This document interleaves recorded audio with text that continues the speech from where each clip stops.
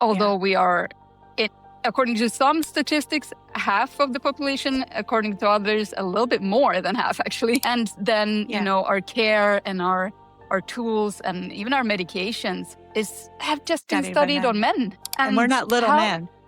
We're not little men. I know, I've heard that term before, and I'll never forget it. No, we're not little men. And we will never be little men, thank God. No. But, Yeah, right. And so we are much, I'm not saying that men are in any way or form simplistic or that their hormones are easier or something. Right. That's a whole other ball game, though. Well, hello, everyone. Welcome to the show today. I have Hanna in the house. We're so happy you're here. Thank you so much, Melissa, for having me. I'm so glad we're finally making this happen after years of Instagram universes colliding. Thank goodness for it. Yes. Yeah. But to connect on screen and to share you with our listeners, because you're an important person. We're all important people in this space. Yes. We all have a voice. And I think that's what we're going to really talk into today is how important and even as insignificant we can all feel, there is power in numbers, and we get louder when we kind of say it together, right? Or just kind of expand when we join forces, for sure. Join forces, yeah, absolutely. Well, let's start with a little bit about you. So the listeners may not be familiar with your diabetes journey and how that has led you to patient advocacy. My gosh, how much time do we have? Right? It's a long one. But in a nutshell, I was diagnosed with type 1 diabetes in 1985, which is 41-ish years ago this year. Yeah. And evidently, I'm only 25, so it's really, really strange how time has just warped with my diabetes, but not with me. So I'm very thankful for that. Yeah. But jokes aside, I was only 2 years old, so I didn't quite understand anything, what was going on. And the tools that we had in the 80s looked horrifically different. Didn't they? I can relate. Yes. Yeah, I know you can. And that's why, it's always so interesting to talk to people who are also there, with lived experience from the 80s and the care or sometimes lack of care that we received back then and how much that has changed. And just to see this amazing transformation that's gone on over the past 40 plus. Of course, I know there are people who've lived with this stuff for 70 plus years and that's amazing, 100 years even, and that's amazing. But even until the 80s, I am still shocked to this day how many more tools we have now and how little we had back then and how so many of us are still alive. I feel like that is a miracle that I sometimes get caught up in and a little bit emotional about, actually, because the odds aren't in our favor or weren't in our favor, especially not then. But so teenage life and, school life and everything, hard to be different. And not that many people, even though I grew up in Finland, which is one of the most, where T1D is the most prevalent disease, sort of, if you look at the world.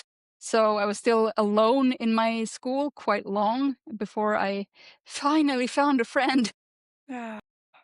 And then, of course, it was different because, as I was mentioning, the insulins were so rigid and the meal times were so rigid. So you had to take, you would have to inject and you would have to wait for half an hour to pre-bolus. And then you would have to eat a set number of, carbohydrates and all of the stuff that today just is very unrealistic. If you think about the flexibility that is available to us now. And that also a little bit our lifestyle today requires more than it did 40 years ago. Then we were quite set in our ways and stuff like that. And now we want to travel and we want to see the world and we want to do all these things and we want to have, hobbies and interests and meet people and be social and all that. Not saying that we didn't do that in the 80s, but, it's different now. And the world is just so much more connected now and we can do so many more things so much easier. So yeah, it's been an interesting ride. And how this got into advocacy, well, this is a very good question because I think it is a very multifactorial answer to that. I had a really bad burnout, professional burnout. Diabetes comes and goes, but professional burnout. And then I realized what I wanted to do after about a year, that I wanted to study nutrition. And so that said and done, that's what I did. I started studying nutrition and I started my degree in nutrition. And I was thinking this would be easy because this is what I'd been doing for 26 years, to read nutrition labels and analyze the living crap out of all Yeah, of that yeah, stuff yeah. and what it Uh-huh. means and what are those ingredients and all of this stuff. And this will be easy. This is a good bounce back from my burnout. Turns out it was not. Mm. It was a lot more to it than I had understood by that point, which is fair. I mean, it's nice to go in there as a very confident and maybe overconfident young person and think that you can rule the world, but so was not the case. Okay. And so that's where I started. I started with nutrition, and I started coaching people with nutrition, which then developed into this whole lifestyle thing. Lifestyle program with several pillars, and sleep and Yeah, medication yeah, and movement, and all these things are so important. Hydration and mindset and all of these things. And this was about 14 or so years ago now. And then from there, I'm like, well, you know what? We just deserve better if we are in charge of our own care. However, the very scientific number of 99.2% of the time, yeah, you know, yeah, then we also should be given, the tools and the possibilities to take our health into our own hands, because it is so important what you do in between those doctor's visits, whether they're yeah, 3 months apart or 6 months apart, or whatever yeah, cadence you attend these in. yeah. You have so much space to make the best out of your life with diabetes as you can in Right, between. And that's what matters, not what actually shows up in, your lab work technically. I mean, of course, but right. generally it's not really that matters. It's really what you do in between those things. And that's really where I started my advocacy. I'm like, no, we deserve better. Deserve better care. We deserve better support. And Mhm. also something that I've realized now, and now I can sort of put words to it, but we actually deserve more respect when it comes to our own Mm, care. mm. And this is where I sort of have started, or I've been plotting around in my advocacy journey Yeah. for all these years, because it's just, there's so much we can do, and there's so many opportunities that sometimes go missed because Mhm. doctors and healthcare professionals have so limited time for us. Yeah, And then we need to find things that we can sort out by ourselves, and we can feel good, and we can mhm. feel proud of our own care, and we Yeah, can take that and feel empowered by our own interventions, yeah. as long as they are healthy and all of that stuff. Sure, You don't have to sure. go crazy, but you know what I Yeah, mean, right? yeah. I do. Wow, incredible. Everything you just shared, I completely relate to. And, I was kind of on that same path because I was more practical with my care growing up. Practical meaning, as long as the A1C was this and, I was eating this, I was just kind of black and white with it.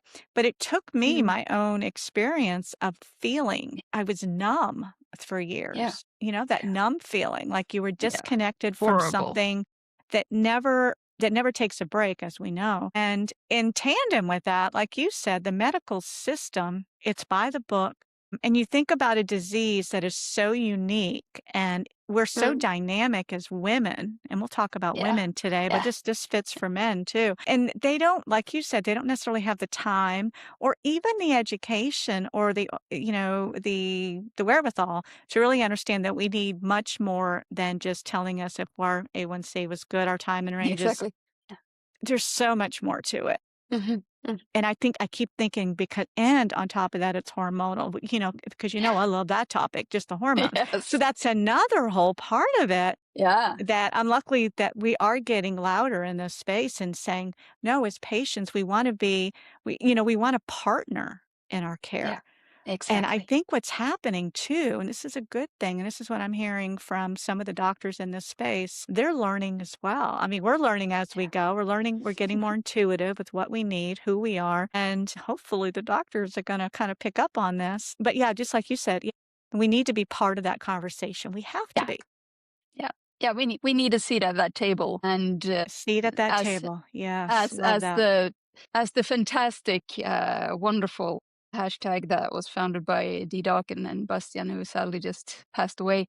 But nothing about us without us. And this is something that Mm, really cemented my advocacy. I'm like, yeah, darn right. If it is about us, if it is about our care, if it is about our future, about our tools that we have access to, then we better be invited to be in those rooms and be part yeah, of that conversation on eye level, not, as the kids' table at a big party, but actually at the deciding big table, big Yeah. grown-up table, Right. and not as a token, just to be sort of checkbox exercise, because that I'm also allergic to.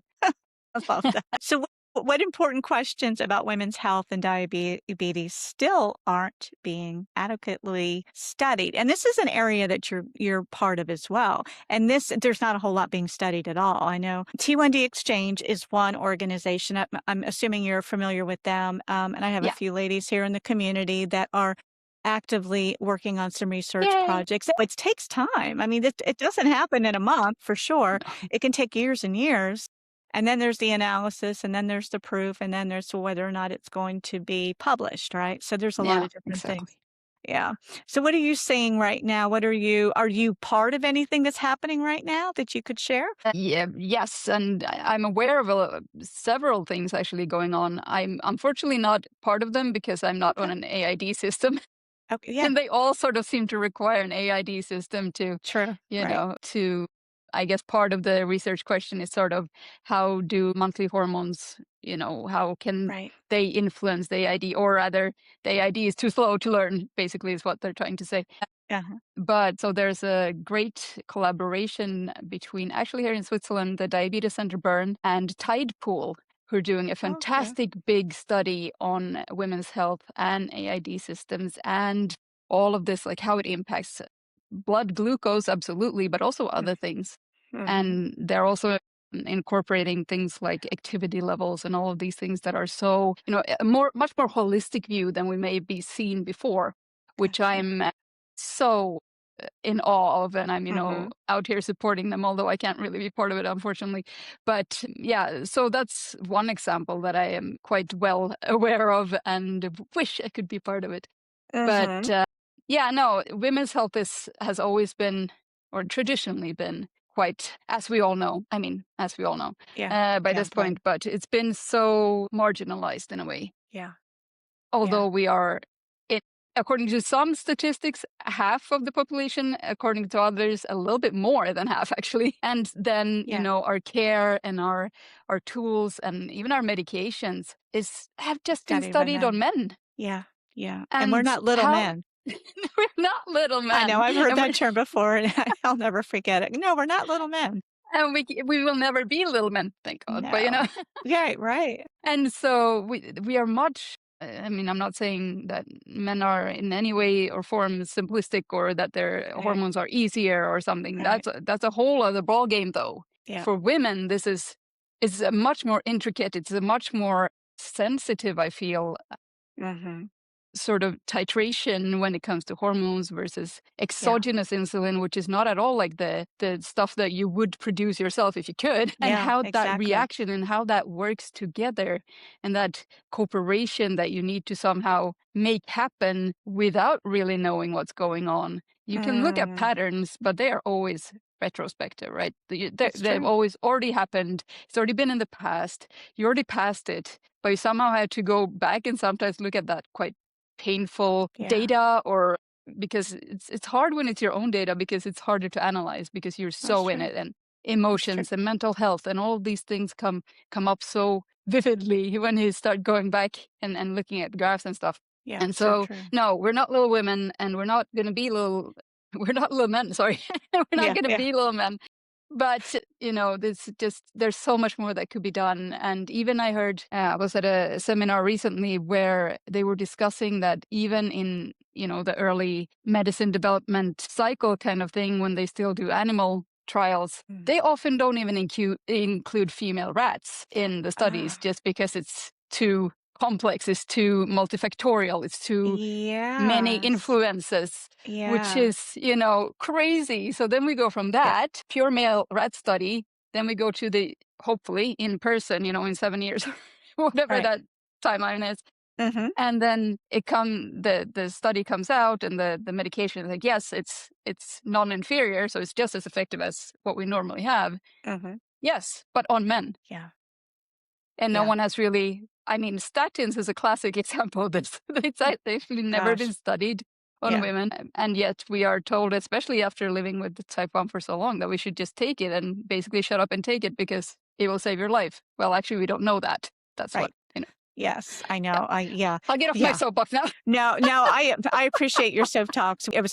Yeah, we've talked statins on here, and we Yeah. because I'm pretty outspoken too about my beliefs. Yeah. I will not be bullied into a medicine that, again, medical literature is telling them that we need to have because of some deemed risk. It's like hogwash. Yeah. Yeah. You're No, not but looking at really. me as a patient. Yeah. And it's interesting. Yeah, we are complex, women's hormones. And that is what they say about studying women. Oh, it's a little complicated. Yeah, we are. So to me, Yeah. it's more reason to study us. Correctly identified. Well done. Yes. But, again, more reason to Yeah. just kind of dive into those differences between men and women hormonally and all the different, the way that Yeah. we're built and created. More Exactly. reason, more reason. But so often women themselves, we adapt to the technology, don't we? I Yeah. think of, all the data, the extra work needed. Do you see a future of our hormonal fluctuations and, like into menopause? Perimenopause is the worst. I don't know if this is something, and feel free to share if you're open to that. But perimenopause, it can be up to 10 years. Again, it's different for Yeah. every woman. It tends to start earlier for women with diabetes. Again, statistically shown. And it's, and then you add on chronic disease. It's like, why isn't there more talk about this? Which is why I No, wrote my book. So yeah, it's important we get this I on the understand. map and get this conversation going. But do you see that maybe, and I've heard that there's some pump companies and CGMs and all this data and these tools, this technology being built, that they will at some point consider the monthly cycle with this. Yeah. And I think, yeah, and you mentioned too, because it's not a steady thing or a predictable thing. Trends sort of, but I still don't know Mm. how that's even going to happen. But again, it can still be uniquely like the algorithms, the way that they Yeah. can maybe Exactly. change, right? It's exciting. Absolutely. First Mhm. of all, big congratulations on the book. I have not Oh, even thank you. gotten a chance to say that to you in person. Oh, So I big appreciate it. congrats. I know Thank you. it's a labor of love, but also blood, sweat, and tears. So Yes. I know how hard it can be. So yeah, Mhm. well done. And I hope you're just as proud as every first time author or every author for every book that Thank you, Hannah. they read. Yes, yes. But yeah, I think the future is bright, or rather, do I have to say I hope the future is bright? But Yeah. and that the monthly hormonal profile is going to be part of these new systems coming out. Yeah, yeah. Because technically, there is no choice. It has to. We have been increasingly loud about this. Very many profiles and very many even organizations are increasingly loud about the lack of support for women and women's hormones and perimenopause. I mean, statistically, I should be there too, but it's still sort of in that field where it could be just really random symptoms, or it could actually Oh, be that, interesting. or it could be, it's just Yes. there's There's a not, lot of it's so overlap. diffuse. Yeah, Yeah, exactly. yeah. Right. There is a lot of And overlap. yeah, and so I mean, it could be just that you're sleeping crappy for a while, or is it that it is actually your Yeah, hormones that is yeah, yeah, influencing, or are yeah. you just having a stressful week at work? It's how are you going to know because no one can tell you. Right. And this is where I think also, I don't know if I'm just speaking as a hopeful citizen of the world, but I'm hoping that also things like wearables will be taken into account Mm, into algorithms and loop systems, and whether DIY or commercial, I hope both, of course, eventually, but wearables, how you've slept, how much you've moved, mhm. even very famous, what's called the wearables, the fitness ring, Oura from Okay. they have even menopause tracking now. So you Yeah, can put in symptoms and they will give you sort of on a scale like, is this minimal? Is this maximum? Is it, right, all this stuff. right. Yeah, So it's actually really an interesting time also for wearables, and depends on how tech nerdy and health nerdy you are. yeah, But yeah. it's an interesting field. And this is also where I think and where I see a huge potential for AI and machine learning, taking all Mm, these data points and analyze them and make sense out of them, whether it is hormonal status, depending on where you are in your cycle, depending on if it's perimenopause, if it's menopause, if it's mhm. raining outside, all of these Right, things, and right. just take that and actually make sense for you as an individual living Mhm. with diabetes, with type 1 diabetes. That is not the easiest, absolutely not. Right. And it's not really a textbook condition to live with. There are some rules of thumb, absolutely, but Mhm. it's so individual in terms of what affects you, for example, in comparison what affects me and all of these things. And I think the individualization of care is going to be a lot better, along with smarter, better, more productive looping systems and algorithms. Yeah. And I really think we're going to see quite soon, before we see a cure, we're going to Right. see much better, Cure for everyone. much more improved systems coming Right. to the world and to the market, because frankly, there is no choice. Right. Can't keep Yeah. ignoring this huge elephant in the room that Mhm. we have now started, you absolutely more than myself, but really pointing out, like, it's here. This is a problem. This is a thing. This is something that Yeah. we need help with. This Yeah. is, do this, you know? Yeah, yeah, let's talk about it for sure. Yeah. So what do you think about like because you're kind of in with the tools, which I admire. So do you work directly with any of like companies that design tools, the technology? Some, yeah. Okay. That's what I That understood. Yeah, no, and it's really interesting because I work with both smaller and bigger companies that have something to do with diabetes, whether they design tools or make medications or whatever it is, or digital solutions. I've been Okay. a lot in the sort of innovation zone of Mhm. diabetes, just because I think it's so fascinating how many Mhm. amazing ideas are out there. Yeah. And then to follow these that started like tiny little seeds of ideas, and then you see them a couple of years later at a conference, or, see them online or something, and you're like, wow, you guys got your stuff Yeah. together. That is That amazing. is really So I good. love Good. that feeling. But yes, and this is where I think the lived experience and patient voice is so crucial to involve from the very beginning. So, for Mhm. example, for a startup, that's usually a little bit easier than when it's a big, sort of very well established company, because they're already quite set in their ways. But with Okay. the startups, you have a little bit more leeway. And with every startup I work with, I really say the first thing I do in a strategy session, it's really, you have to have a patient advisory board. Mhm. Patients Mhm. that advise from the beginning till the end, every iteration, every idea, every little, if it's an app, every little version of it, Okay. and give their feedback on that, because they are in Yeah. the end your customers. They're the ones who are going to Yes. be using it. They're the ones who are going to validate your investor pitches, all these Mhm. things that Mhm. maybe wouldn't come about if you are not closely, closely, closely tied to the community, to Yeah. people who live with this, who real life have it every day and have it at the back of their minds, whether it's Yeah. Christmas, New Year's, or their birthday. It doesn't matter, but they are the ones who need to be involved. Of course, a lot of other players too, but especially us Oh, who yeah. who live with it. So Yeah, and that's yeah, kind of a no-brainer. I mean, they've got us to should be an no-brainer. right. Well, you consider, I mean, we're and and excuse this term if I say it and it offends anybody, but we are living, active guinea pigs. It's not going to change. We're not going to suddenly not eat insulin. We're not going to suddenly, all the things that we need as far as the data points. What a great pool of patients that are doing it anyway. It's not like you got to recreate this environment. No, the environment's here. I realize, I'm sure they know this. This is not something that they're not aware of.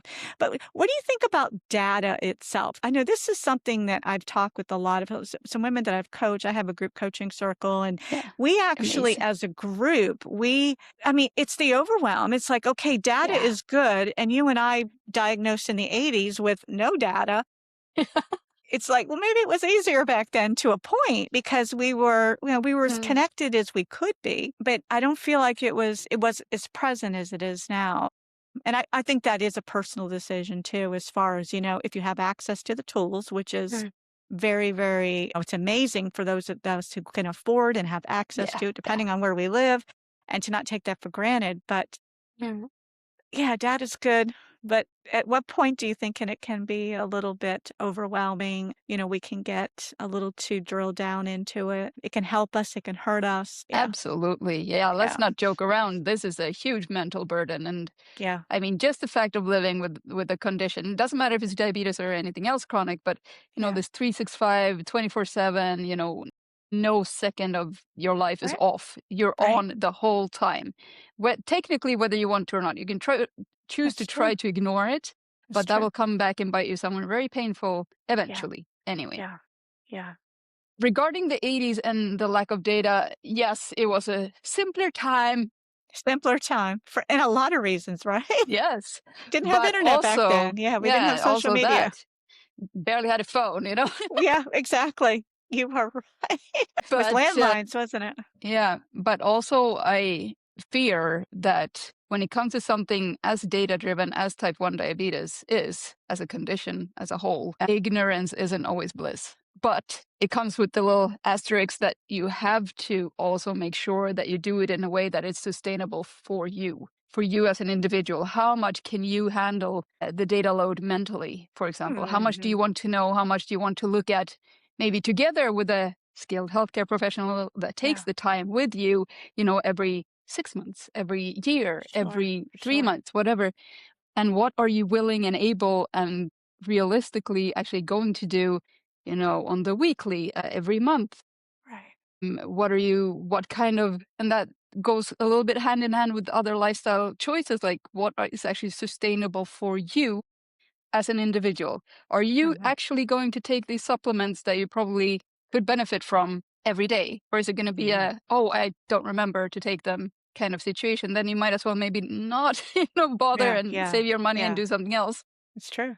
And the same goes with diabetes data or health data.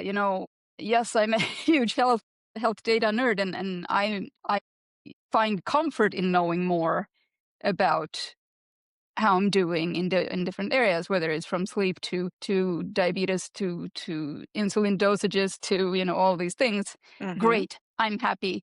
But where I do lack a little bit of support, and I know there are gazillion solutions out there, but it's the analysis part of it. Like, Mm. what does it actually mean? Because with an insulin pump and a CGM, and I'm sure you've talked about this too, like Yeah, no. Yeah. eternity on this pod, Uh-huh. but you have 500 data points a day Yeah. that you should ideally have some sort of clue about what the heck is happening, Mhm. but it's a lot. Yeah. And we still, on the side of having the great hobby of analyzing our own data, we still have to, we have families, we have jobs, we have other things that need us, don't we? And, we have to cook, we have to clean, all of these things. We have to have a social life. We want to travel, we want to see things. So there's so much more Yeah, that comes together. And it's not yeah, just about the data, and it's yeah, not just about diabetes, but it needs to have the adequate space in your yeah, life. But how do you yeah, do that sustainably and so that it fits you and your lifestyle? And that's the difficult yeah. question. It is. Sweetness is saying hello. Yes. Welcome a dog My to the show. assistants, my assistants. It's so funny when you're focusing on it's interesting because that's what dogs and kids do. It's like, "Hey, what about me? No, You're talking to somebody exactly. else." Wait, who are you talking to? What you doing? You That's you it. bring up a really good point about data. I think, Mm, yeah, there is that overwhelm as far as or, there's the people that will, spend time looking at it and yeah, taking it in. But yeah, what do you do with it once you have it? Or is it significant enough to make changes or tweaks? yeah.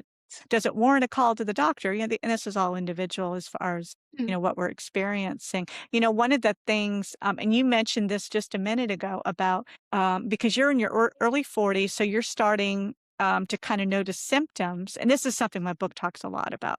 And I think that's one thing us women, and maybe you can add to this, is just, and you can do this in so many ways. You can do it on a piece of paper or a notebook. You can do it on your phone as far as tracking. And it sounds like what you were saying too. Some of these, like the Aura Ring is an example, where there's ways to kind of hold the data and then yeah. bump it up against the symptoms. So it is about trends. Again, we go back to trends and Mm, we're so used to checking things off and it's like, no, I slept lousy last night because, and we can smartly say, okay, it was this, it was obviously this, I can't blame it on something else.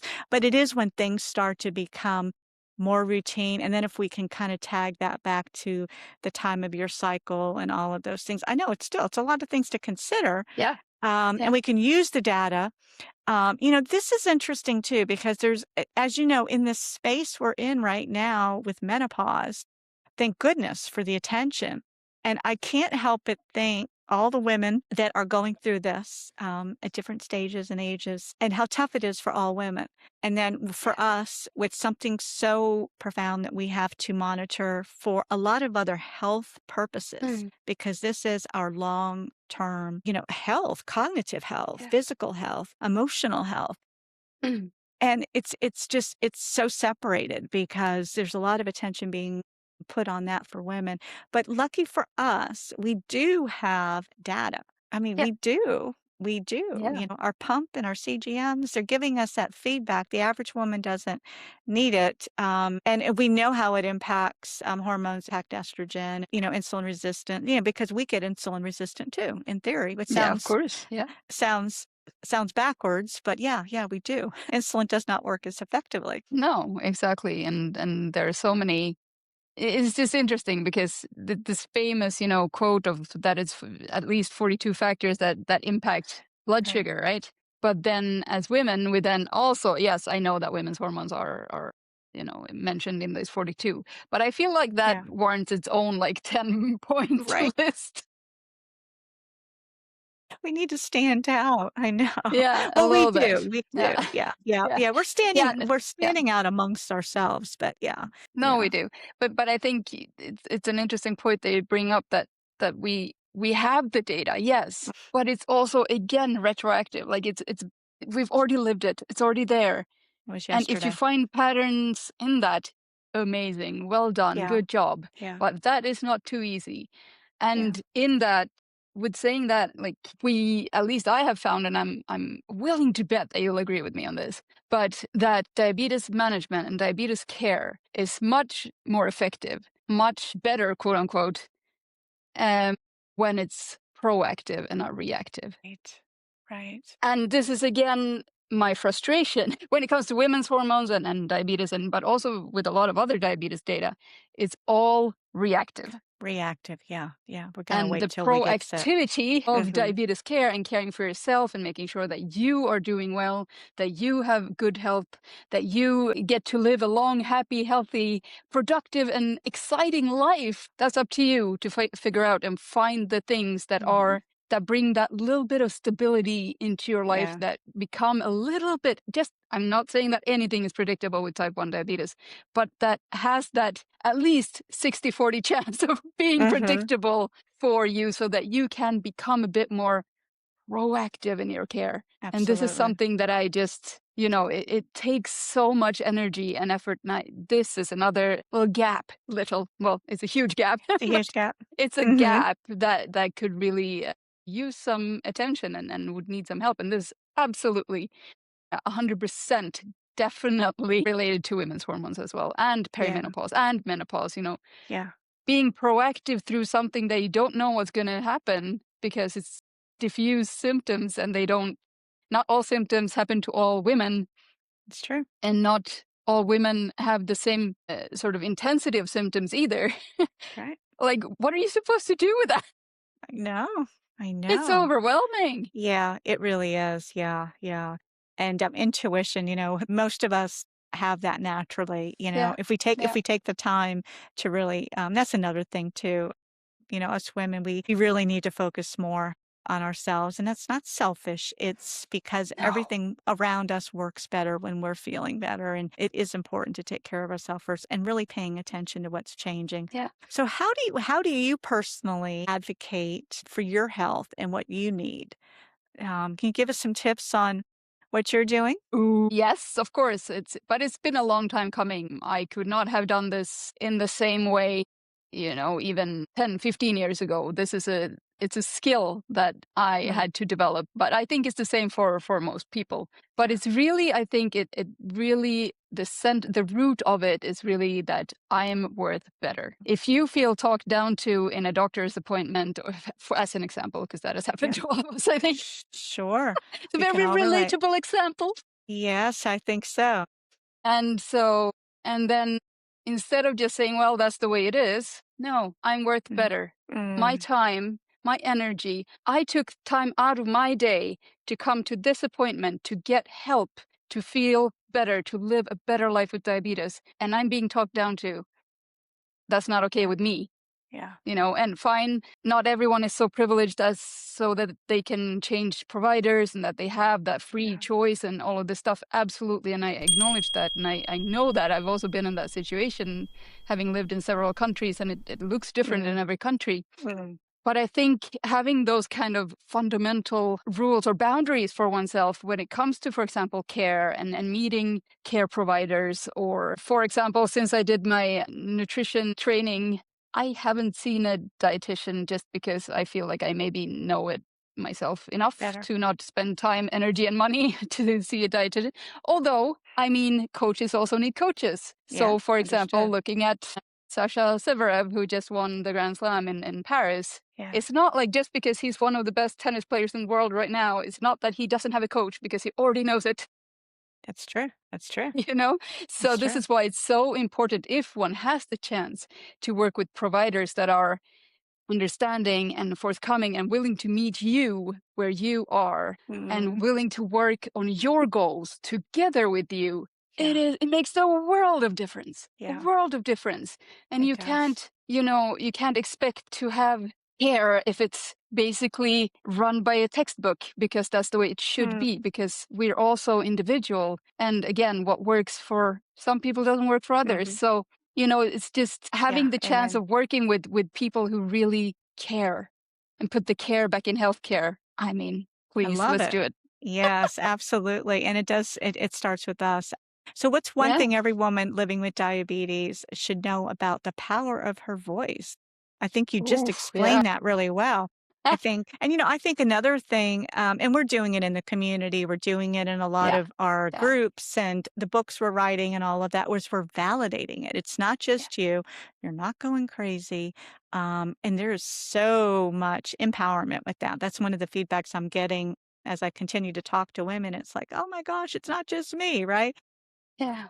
And I think that kind of builds our strength with the doctor or, whoever that we're talking about. Yeah. Sometimes it's even within friends groups that people that they feel, they're disconnected. They don't quite get how tough it is. And, for us to better explain what we need, how we're feeling, Yeah. as we're kind of walking through a situation. But so the power of our voice. Yeah. The Yeah. What power we of our have. voices Yeah. is It incredible. It's matters. so Yeah. immense, and it really, really matters, no matter in which situation. But if we stick to diabetes care here Mm. for today, I think it's so important to have a support network that really gets you, whether Mhm. it's your medical dream team, which is another topic that I love to talk about. And I always picture myself, and also have done this in a few workshops and things like that. But, there's a round table of medical professionals. And you as the patient are at the head of this proverbial round Mm. table, and you get to choose. If you are living in that kind of a system, yes, I understand there are other systems in the world, as I Yeah. said before. But if you have the chance, you are free to swap these people out if Yeah. they are no longer aligned with your vision, if they are no longer Yeah. ready Mhm. to work on with you on your goals, towards your goals, Yeah. then you are free to find other support. Oh, yeah. So, everything, and as living with type 1 diabetes, we have so many specialists that we need to regularly consult with, whether it's eyes, kidneys, feet, True. Mhm. heart, blood, all these things. They need Sure. to draw a ton of blood every once in a while, and then you need someone who's really there and maybe even knows you. That'd be nice. Mhm. Mhm. And Bonus. if you have a fear of needles and stuff like that, so that they know how to approach you, how to meet you where you are, and that is Yeah. so important. And not to settle, I think, is the Mm. bottom line here. Like, don't settle for a crappy support network just because you don't know how to move on. You don't know Mm. how to find, whether it's medical or social, or even within families. That can be so Sure. inflamed and infected, this whole diabetes topic. And, oh, can Yeah. you eat that? And, all these things that Right, we right. don't, we want to make our own decisions. It's up Yeah. to us. It's not up to whoever thinks that they know better, because they will Mhm. never know. Even if they live with the same condition, they will never That's know how right. it is for us. So true. And so, yeah, really then maybe be a little bit more selective in what you share with people that are not really on your wavelength. Or if it is a medical professional that you really need, maybe find extra support, maybe find Mm. a peer group that you can really talk to. And I know you have a fantastic group Yeah. of women that you help very amazingly, and I think stuff like that is just, it's a part of healthcare and it's Mhm. part of diabetes care for sure, but Yeah. it's not always acknowledged Yeah. like an important factor, which it really really is. Like if Mhm. I didn't have peer support and I didn't have the diabetes online community and or in-person community, depending on which sort of Right? region we're talking about here, Mhm. but it would, life would be so much harder. It So if would. this, It would. if you're listening to this episode now and you have never contacted another person with diabetes, if you have never, you know, hung out with another person with diabetes and shared a Mhm. meal and see how differently you handle it and all these things, that Oh, your yeah. choices are different and all this stuff, it makes such a huge It difference does. to not feel alone. Mhm. And this is, I mean, this is a huge part of the support network work. And it's Mhm. not just your endocrinologist and the nurse. It's, you know, it's a Yeah. lot bigger than that. Yeah. And it's a whole community and it's a community effort and it takes a village. But hey, if that's what it takes, and that's Yeah. okay with me. Yeah. And Absolutely. if you are listening and you've never talked or met another person with diabetes, then I'm sure Melissa and I are both very happy to To DM us introduce you. or contact us. Yeah, we have people, we know people. Talk to us, Yeah. you know, it's fine. Seek help for sure. Yes, yes. Seek friendships in this. Yeah, for sure. Yeah. Nice. Well, do you have any closing thoughts before we go today? And we'd like to know, is there anything specific that you're working on right now? Okay, so yeah, working on some quite interesting things with a few startups, which is interesting, Okay. but also having thoughts of maybe a second book. Okay. But Mm. let's not jump the gun. It's a thought right now. I still have PTSD from the last one, so it's okay. I can But you never relate. know what's gonna Yes, happen. that's Yeah, right. I know. Never know Mhm. what's gonna happen. Yeah. But first, I'm very much looking forward to a bit of a slower pace this summer and Oh, good just for you. catching up with myself. And it's been quite the spring, so looking forward to a little downtime. I like that. That's great advice as summer is approaching and vacations and, Exactly. kids are out of school and families visiting and all of that stuff. So, yes, prioritize ourselves. Yes, definitely. Absolutely. Well, thank you so much, Hannah. It's been a Thank you pleasure to for, meet you. yeah. And I appreciate your passion because you clearly live it, you know it, and you've got a voice that we need in this space. And it's really, really appreciated. Thanks again. Thank you so much. Thank you, and thank you also for being such a role model for such a big part of this community. And I can't even imagine the lucky ladies I get to work with you and your group, and Oh, appreciate it. how blessed they are to get such support. Again, going back to community and peer support and all Yes, these things yes. that are is so important. And yeah, thank you so much for your time today. And I'm looking forward to keeping in touch Yeah, and same here. and having continuing the conversation on these very important topics. Absolutely. Oh, everybody have an amazing day. We'll see you in here next time.